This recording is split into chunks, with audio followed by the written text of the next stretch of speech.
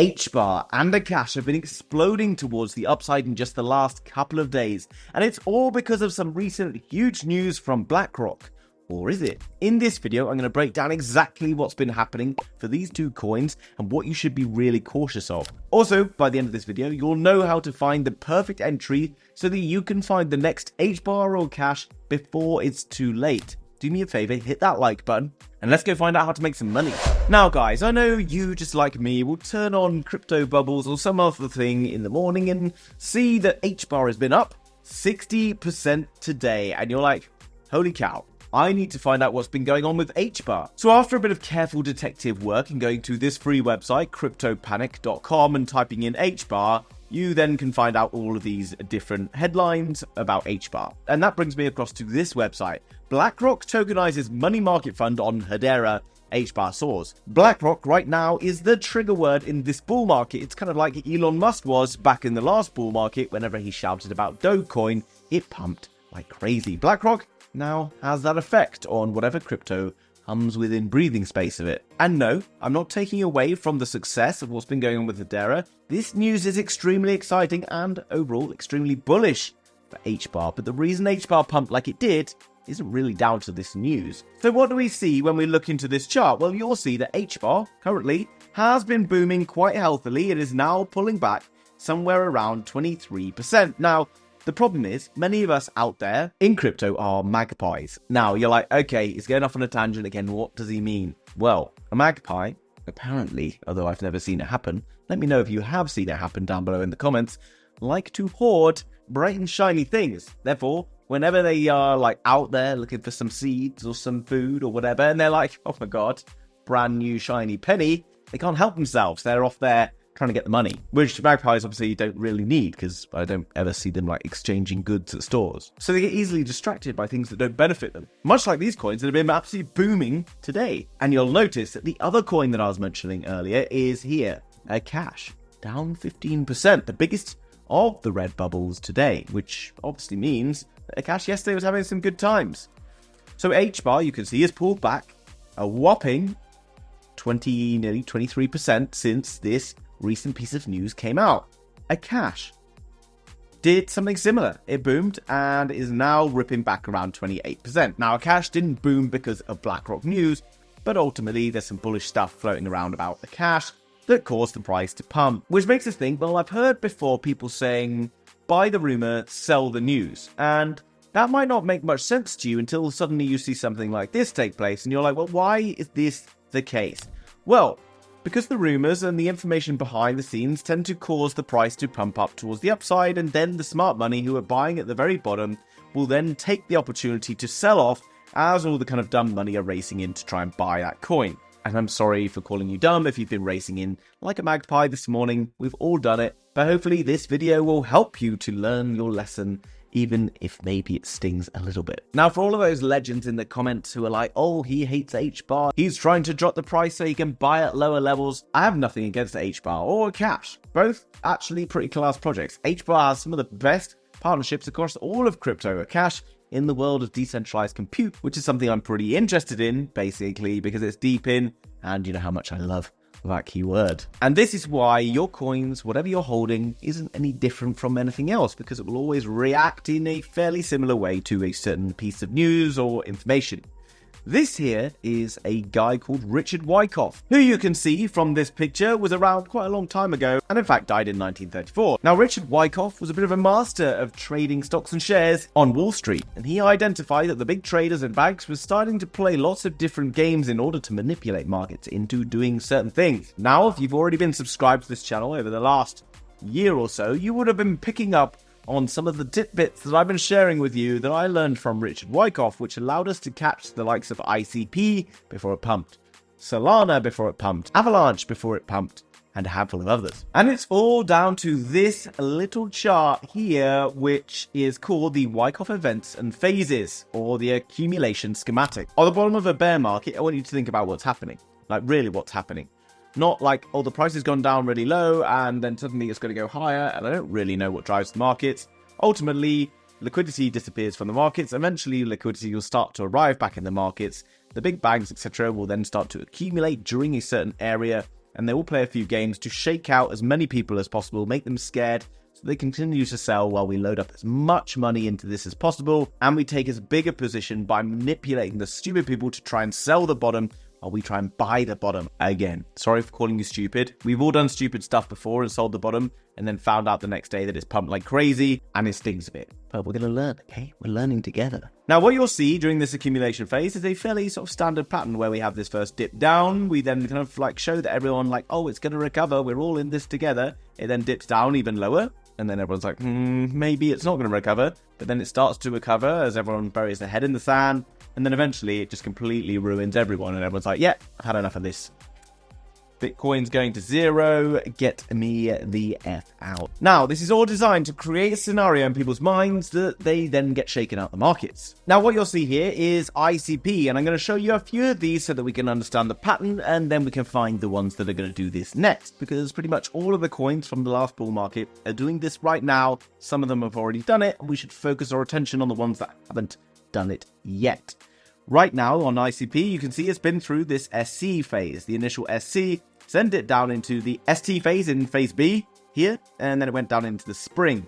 From the spring was the perfect buying opportunity while everyone out there was telling you that ICP was dead. This is when the smart people who were subscribed to my channel, of course, were buying into ICP. You can see the LPS phase around here, and then now we appear to be in the SOS phase. Now, do I know what any of these mean? Absolutely not. But does it really matter? Probably not, okay? Because it means the next phase for ICP is probably the E phase, which is, of course, the most explosive. Now, whilst I don't really care much for this coin, this is Jasmy, and they all do completely different things, and yes, some of them are more hyped than others, and all this other stuff. But it's important to realize they're all following a very similar pattern. Jasmy puts in its SC down here. It then dips into an ST in phase B, has its accumulation area, it drops back down into a spring. It then breaks out and is currently in the, guess what, SOS phase. This SOS phase is where everyone out there is being like, oh, you know, this is the bull market's finished, it's going to roll over. Really, what we're anticipating happening next is the phase E of the operation. So let's look at where HBar is compared to some of these others.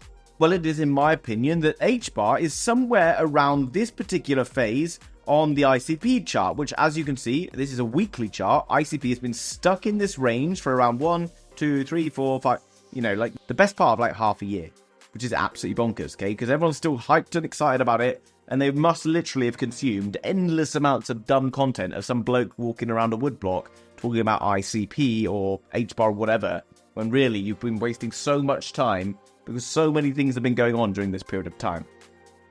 So what you can see is, why would it be smart to dive in and ape into a position like this, bearing in mind there's a good chance that maybe HBar gets stuck in a zone like this for a period of time before seeing its further move towards the upside. And you can see they're literally all the same. This is Kronos coin, okay? Exactly the same kind of thing. Although this has kind of come in a few more legs, it has its initial kind of breakout phase, and then again it goes sort of sideways and down a bit for a period of time. And look, Kronos did this before ICP did, okay? So for a period of time, they all kind of run in different ways. At different times, they all do different things, but ultimately, they all make a very similar pattern. So what I want you to do is a little bit of homework, because it's really going to help, is to go to any particular chart you wish. You can look at this one if you so wish, and you can identify the key areas of the Wyckoff accumulation on these charts, where you have your initial SC phase, then the ST phase in B, and then the spring, and then you can see ultimately move up into this area. This was probably the LPS. Now you get the SOS, and then you move into phase E. So while the rest of the market are like, oh, I don't know, maybe it's going to be moving into a bear market soon, many of these coins are now just sat, waiting for a bit of liquidity to enter back into the market, and then phase E comes. And why I think right now that we are moving very close to an altcoin market is the fact that many of these coins are lining up with phase E. Phase E is where we want to be paying attention the most. If you were getting in down at the spring and whatever, good for you. You absolutely have killed it on most of these coins because most of them are way above their spring right now.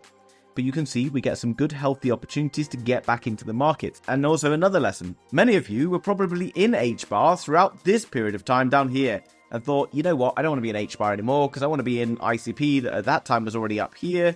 And then ICP's been kind of pulling back, and now you kind of find yourself aping into HBar with the money that you lost on ICP. And people take money from the poor and move it to the rich. What you want to do is take money from the rich and move it to the poor. And what do I mean by that? I mean take money from coins that are rich, that have just suddenly made a lot of money, and they move them to the coins that don't have much money, the coins that are down here, okay? I'm not saying that HBar isn't going to continue to go forward. We could even see another leg up. Who knows how high HBar goes, but I would be shocked if HBar goes much higher than around 26 cents without having a significant kind of cool off period in this zone, particularly as the wider crypto market right now is cooling down. It's boring. There's not much going on. The amount of liquidity that comes in to support new projects that are pumping, not really much. I know HBar's not new, but it's pumping. Therefore, you need people to kind of run in behind it and start to buy and buy and buy, and people aren't really willing to do that just yet. So as I promised, I was going to bring you some coins that are in the very decent looking breakout phases this market. But let's just reverse engineer a couple of the processes that allows us to find the key breakout timings. And by the way, this is why you need to find the key breakout timings, because this is AIOZ that if you called it, you could have got in down here around 1.4 cents. And this year, you could have already seen a 75 or 80x. Now, we first covered it on the channel when it was down here, sort of around 12 cents. Since then, we are up 5x. We did have the opportunity to get out around 8x if you were so lucky. But this basically is the LPS. This is the SOS phase. And then this is the ultimate, like, run into the bull market that you get after these phases. Now, they all do it at different times, but they all do a very, very similar pattern. And if you can follow the patterns of how to catch a fish, then you're going to catch a lot more fish going forward. Do you hear what I'm saying? So let's just use the chain link chart to identify what's been going on here, because life's very easy when you do that. You can see the chain link had its kind of like good fall down and put in like 1, 2, and then put into its spring down here. Since that spring, chain link's up 218. At one point was up 362%, which is pretty good for a coin of this size. What we can see in this period of time is something very obvious takes place. Not only does the kind of the bottom dip, but you also kind of get a bit of a dip on the upper side of things. And you'll notice there comes a time where you actually have a solid breakout and then a retest, a break and a retest of this area. Now, this can happen in 1 or 2 weeks. It can happen in 5 or 6 weeks. Depends on the wider crypto market. But ultimately, this pattern will always give us a rough result. And once we come back and retest that zone, we put in a few bottoms, there's a very good chance that we get that first move. Remember, that's not the bull market move, but that is a very significant one that we want to really be a part of, okay? Because it gives us a very quick, easy entry on some coins and is a much healthier place to be getting in than up here. Tell me how this works. Tell me how I can get into it. Well, here's Phantom, okay? And we've actually talked about Phantom before. I believe these nice kind of clean boxes on, and you can see that right now Phantom is coming back to its area where we do have this pattern, is come back to retest. So Phantom gives us an opportunity on the retest to be able to get in. Now, again, we'll have buys here before on the initial breakout, or you can buy the retest. Obviously not financial advice. Do your own research, think about how this works, and go and plot some charts. Because Phantom, again, has the dips, okay? And one thing to point out is actually that the spring on this Phantom chart is actually a little bit higher than this one, okay? Maybe I'm going to squeeze it in to make it work, but don't get too upset about that, okay? Similar kind of thing. Looks like it's going to recover, slowly dies away, slowly comes up keen, gets for a retest, and looks good again. Filecoin looks great, right? We can see the resistance here. The 3 kind of like drop down lows. Again, this kind of low comes in a little bit higher than this previous one, but that's fine, okay? We can see we broke aggressively. The rest of the market was bullish. Things were really good. Everyone was pumped for Filecoin. Filecoin comes back for a retest. Look at what's going on right now. Now, this gives us more courage in our conviction that we have already a break and a retest of this zone. How do I know it's a retest? Well, look, big candle, big selling pressure. Then suddenly we get this little silly thing here like that, okay? That little thing tells me that there's not really much decision anymore. Suddenly the sellers who were selling kind of gave up on selling.